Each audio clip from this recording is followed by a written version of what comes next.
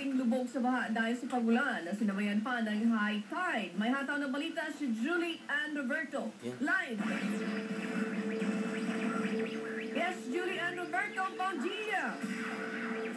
Bom dia, Ma'am Ani. 5 bayan sa Bataan ang nananatili pa ring lubog sa baha dahil sa walang tigil na pagulan na sinabayan pa ng high tide.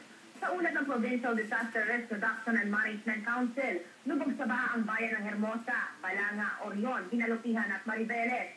Sa 5 barangay, 5 bayan, aabot sa 26 na mga barangay ang apektado ng mga pagbaha, kabilang ang barangay Almacen, Daungan, Burgos at A. Rivera sa Hermosa. Lubog rin sa baha ang mga barangay poblasyon, Tatani, Tinejero, Ibayo, Malabya, Pupang Proper, San Jose, Cuyo, Camacho, Central, Talisay at Doña Francisca.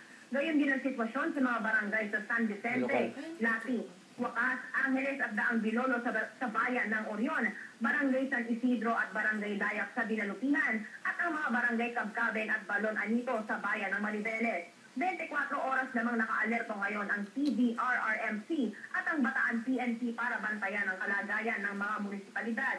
Tuloy-tuloy rin ang pagsasagawa ng mga rescue operations sa mga lugar na nangangailangan ng paglilikas sa mga residente. Suspindido na rin ang klase mula elementary hanggang college level sa Hermosa at Balangan City.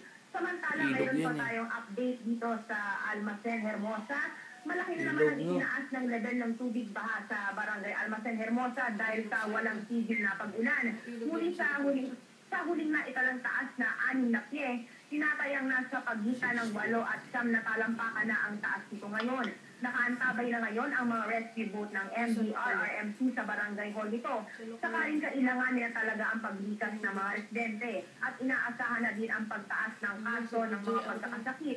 Kaya sinisiguradong nahandang palagi ang mga gamot sa Municipal Health Office. Para sa sabayang pamahayag na